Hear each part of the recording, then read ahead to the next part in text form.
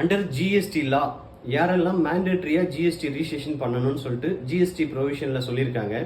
GST கொண்டு வரும்போது நிறைய இன்டைரக்ட் டாக்ஸஸை அபாலிஷ் பண்ணிட்டு தான் ஜிஎஸ்டி கொண்டு வந்தாங்க. அந்த அபாலிஷ் பண்ண சட்டத்தில் யாரெல்லாம் ரிஜிஸ்டர் பண்ணியிருந்தாங்களோ அவங்களாம் ஜிஎஸ்டிக்கு மைக்ரேஷன் ஆகணுன்றது ஒரு provision.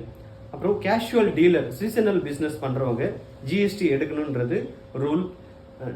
Taxable person non resident other than இந்தியாவில் வசிக்கிறவங்க அத்தனை பேரும் டாக்ஸபிள் பர்சனாக இருந்தால் ஜிஎஸ்டி எடுக்கணுன்றது ரூலு. அப்புறம் ஏஜென்ட் ஆஃப் சர்வீஸ் ப்ரொவைடட், அப்புறம் ஐஎஸ்டி சொல்லக்கூடிய இன்புட் சர்வீஸ் டிஸ்ட்ரிபியூட்டர் அவங்களும் ஜிஎஸ்டி ரிஜிஸ்ட்ரேஷன்ன்றது மேண்டேட்ரி. அப்புறம் ஆர்சிஎம்ல டேக்ஸ் பேமெண்ட் ரிவர்ஸ் சார்ஜ் மெக்கானிசம்ல டேக்ஸ் பேமெண்ட் பண்ணுற டீலர் கம்பல்சரி ஜிஎஸ்டி எடுக்கணுன்றது ரூலு.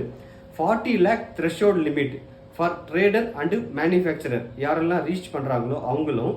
அப்புறம் சர்வீஸ் ப்ரொவைடர் 20 lakhக்கு மேலே இருந்தால் கம்பல்சரி எடுக்கணும். சில ஸ்டேட்டுக்கு 10 lakh இதை குறைச்சிருக்காங்க. தமிழ்நாடை பொறுத்த வரைக்கும் இது 20 lakh சர்வீஸ் ப்ரொவைடர் ரீச் பண்ணிட்டா கம்பல்சரி ஜிஎஸ்டி மேண்டேட்ரி.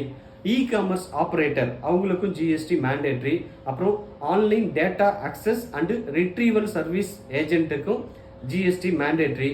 இதை தவிர்த்து நீங்கள் ஜிஎஸ்டி எடுக்கணும்னா வாலண்டரியாக நீங்கள் எடுக்கலாம். ஜிஎஸ்டி எடுத்துட்டா மாதம் 2 ரிட்டர்ன் ஃபைல் பண்ணணும். அது இல்லாமல் டோட்டலாக 36 to 37 ரிட்டர்ன் ஆனுவல் ஃபைல் பண்ண வேண்டிய ப்ரொவிஷன் இருக்குது.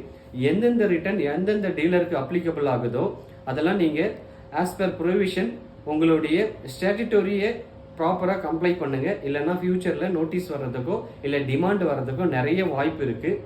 தேங்க்யூ.